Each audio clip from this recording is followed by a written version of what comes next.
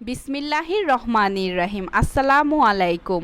Office going আপুদের side ব্যাগগুলো একটু বড়ই প্রয়োজন পড়ে, তার সাথে কোয়ালিটি ও ডিজাইন দুটোই খুব ইম্পর্টেন্ট।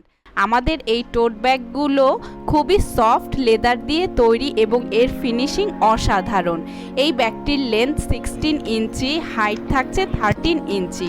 ট্রাভেল প্রিয় আপুদের ব্যাগের স্পেস নিয়ে প্রবলেম সলভ করবে এই ব্যাগটি।